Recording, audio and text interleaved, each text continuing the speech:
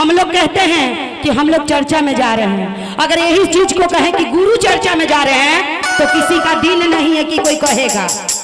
तो हम लोग कहते हैं चर्चा। चर्चा 3 किस्म के होला।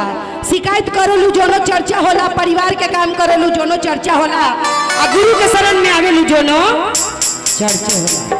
तो कहता रही अपन दुल्हवा से कि ठीक बा ना रहुआ बनी, लेकिन एगो हमार कहना मान ली। कहलन कि का बोला?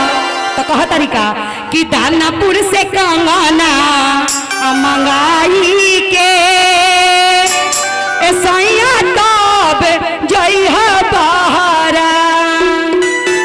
कह तरी कि रउआ बनी चाहे ना बनी, हमरा गुरु के प्यारा बाई चीज ला के दे दे। कह तरीका कि दानापुर से कंगना मंगाई के सैया तब जइहा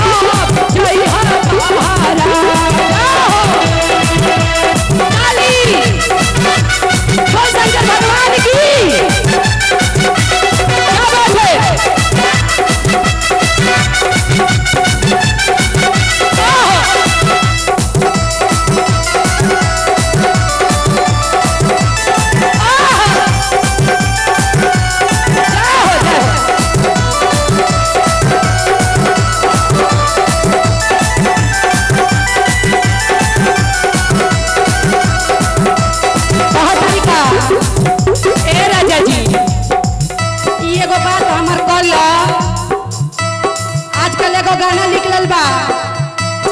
ए राजा जी एगो फूल कईदा अपने ही हाथे हम।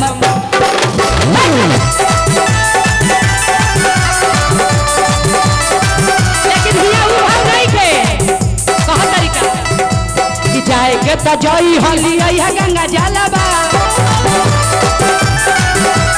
गैया के गोबर से नीपम हांगनमा। जाए के तो जई हले आया गंगा जलवा, गैया के गोबर से नीपम हांगनमा। शिव गुरु असली लगाई देबो, अजय अंगने में चढ़ चकराई। अजय अंगने में चढ़ चकराई देबो, अजय अंगने में चढ़ चकराई देबो।